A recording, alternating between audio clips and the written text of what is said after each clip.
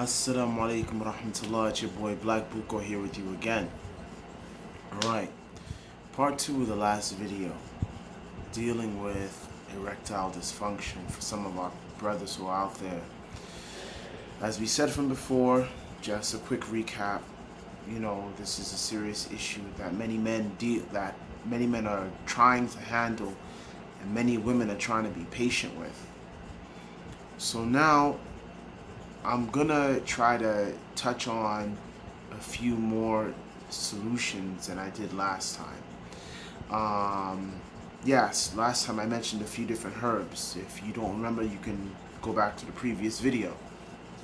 But one thing is this: whenever you have an ailment, you have a disease, you got a problem, you have to purify before you build up. So, for example, we spoke about type 2 diabetes. Okay, in order for the blood to flow into the genital area, it means that the blood sugar levels have to come down because the blood is too sticky. Now, let's look at something like high blood pressure without diabetes. Let's say it's high blood pressure due to cholesterol. Now, here we have the blood pressure. When it's high, usually means that the blood's not flowing around your body properly. Usually the blood is built up in your chest area and it's not flowing very, very well. Now, this can be for multiple reasons, but let's just get down to like the really core factors in this now. We get down to the core. Now, for many people, this can be from high cholesterol. High cholesterol makes the blood thick. And not just any cholesterol. There are two types of cholesterol. Well, I would say there's what's called like high density lipoproteins. This is a good cholesterol, and this is something that your body needs. You find high density lipoproteins in types of oils like olive oil. FYI, olive oil should be taken raw, not cooked. Sesame seed oil, avocado oil, black seed oil, all of these oils, and there are more, but these are like some of the main oils that are readily available that are based in high density lipoproteins. Now we go to the enemy, the problem that brings about this high cholesterol, high density lipoproteins. You find this in things like eggs. And yes, people say, yes, if you have a problem, it's not getting up, eat more eggs. No, don't do that.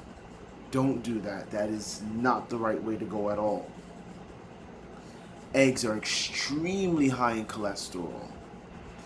And another thing that people tend to forget, corn oil, vegetable oil, the standard stuff you buy out of the supermarket, this stuff it's really bad with regards to the cholesterol levels and what it does to your body. And you'll see like some skinny guys walking around with a huge gut, and this is because of the fact that their food is often too oily. And if you go throughout the subcontinent, like, Pakistan and India, you can see, they eat a lot of ghee. And this type of oil, yes, of course, it's going to sit in those typical areas where fat tends to accumulate on the body. That's just around the pelvic area and just below the navel. That's where the fat tends to usually settle. So now you want to make sure you cut those things out of your diet. You want to make sure that you get those high density lipoproteins.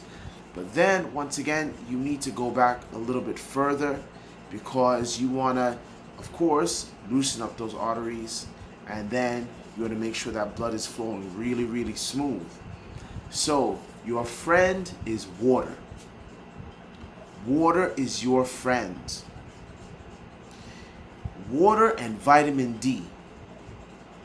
Most people who have high blood pressure and the University of California, UCLA, also, where was that? I believe it was in my university, as a matter of fact, in Colombo Open University, according to our studies as well, that yes, people who usually have high blood pressure are usually deficient in vitamin D.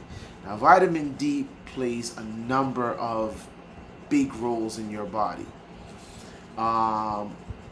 If it's the case where the circulation is not so good, then yes, you definitely should. You should increase your intake of ginger instead of drinking coffee in the morning. You should be drinking ginger in the morning. You should be drinking ginkgo biloba in the morning. Ginkgo biloba, it gets the blood moving. The ginger, it gets the blood moving, it heats the blood up and increases the circulation to the brain. And yes, it does affect the genital area for those guys who are having that erectile dysfunction. Now, there's another thing that you should also look at. And this is really important. And that is your general intake of your fruits. People don't realize those vitamins do play a big difference. So when you want to increase that blood flow down there, yes, you do want to increase your fruits. There are definitely types of fruits that'll definitely help. And bananas definitely help. Watermelon helps. Well, melons in general definitely help a lot. And then you want to break off into your omega-3s. For those of you who are not total vegans, saltwater fish is actually pretty good. And some of the fishes that are also freshwater, like real wild Alaskan salmon that has a lot of fat in its belly, has a lot of omega-3. So you want to start with that. Then you need to increase your physical exercise. You do need to increase your exercise. Stamina in the bedroom is really important. You definitely need stamina, or you're going to be a two-pump chump, meaning that 2 minutes and you're done. You don't want that at all. It's not a good look, fellas. It's really not a good look, so be mindful of that. And what I'm going to do now, I am going to post my email, so that way for those of you who might need a little bit of consultation, I could arrange it and you could just subscribe, click on the link below, and let me know what's up. Black Book go out. Peace.